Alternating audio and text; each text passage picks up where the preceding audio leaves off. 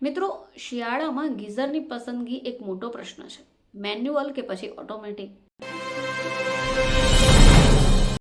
નમસ્કાર દર્શક મિત્રો, ખબર.com પરથી હું દૃષ્ટિ આપ સૌનું સ્વાગત કરું છું. મિત્રો, શિયાળાની ઋતુ દરમિયાન આપણે એક તો ગેસ ગીઝર અને હીટર ખરીદવાનું શરૂ કરીએ છીએ. હવે આવામાં તમે કયા પ્રકારનું ગીઝર ખરીદી રહ્યા છો એ પણ જાણવું જરૂરી છે.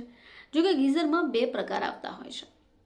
મિત્રો, શિયાળામાં ગીઝરની પસંદગી એક મોટો પ્રશ્ન છે. મેન્યુઅલ કે પછી ઓટોમેટિક? જો કે મેન્યુઅલ ગીઝર સસ્તું અને સરળ હોય છે, પરંતુ એની જે સુવિધાઓ હોય છે એ ઓછી મળતી હોય છે. હવે શિયાળામાં ઠંડા પાણીથી સ્નાન કરવું એ સજાથી ઓછું નથી. જેમ જેમ ઠંડી વધશે તેમ તેમ ગીઝરની જરૂરિયાત વધશે. પરંતુ જ્યારે પણ લોકો એને ખરીદવા જાય છે ત્યારે સમસ્યા અનુભવે છે કે મેન્યુઅલ ગીઝર લેવું કે પછી ઓટોમેટિક ગીઝર લેવું. હવે આ ગૂંચવણ દૂર કરવા આજે આપણે આ બંને પ્રકારના જે ગીઝર છે એના ફાયદા ગેરફાયદા વિશે જાણીએ.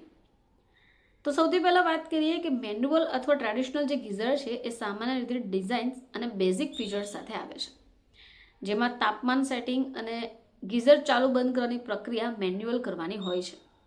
હવે આની સૌથી મોટી ખાસિયત એ છે કે એની પ્રારંભિક કિંમત ઓછી હોય છે, બજાર ફ્રેન્ડલી હોય છે, એનું ઓપરેશન પણ ખૂબ સરળ હોય છે, ઓછી ઇલેક્ટ્રોનિક્સને કારણે તેમાં ટેકનિકલ તકલીફો પણ ઓછા હોય છે. હવે એને રિપેરિંગ કરાવવું સરળ હોઈ શકે અને સસ્તું પણ હોઈ શકે. પરંતુ મેન્યુઅલ ગીઝરના કેટલાક મર્યાદાઓ પણ છે એ પણ જાણી લઈએ. હવે અદ્યતન ફીચર્સ, ડિજિટલ નિયંત્રણ અથવા ઊંચી ઉર્જા કાર્યક્ષમતા જેવી સુવિધાઓનો અભાવ હોય. જો ગીઝર સારી રીતે ઇન્સ્યુલેટેડ ન હોય તો વીજળીનો વપરાશ વધારે કરી શકે, લાંબે ગાળે વીજ બિલમાં વધારો થઈ શકે.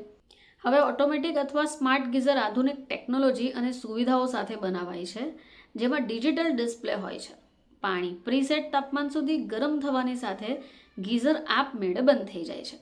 હવે કેટલાક સ્માર્ટ ગીઝરમાં વાઈફાઈ કનેક્ટિવિટી હોય, mobile application control, timer schedule અને પાવર વપરાશ જેવી ટ્રેકિંગ સુવિધાઓ પણ હોય છે. હવે વધારે સારી ઇન્સ્યુલેશન અને સ્માર્ટ કંટ્રોલ સિસ્ટમથી વીજળીનો ઉપયોગ નિયંત્રિત થઈ શકે. હવે આ ઓટોમેટિક ગીઝરના ફાયદા આપણે જાણ્યા, પરંતુ ગેરફાયદા જાણવા પણ એટલા જ જરૂરી છે. હવે એની પ્રારંભિક કિંમત મેન્યુઅલ ગીઝર કરતાં વધારે હોય. અદ્યતન ઇલેક્ટ્રોનિક્સને કારણે તેની જાળવણી અને રિપેરિંગ ખર્ચ પણ વધી શકે.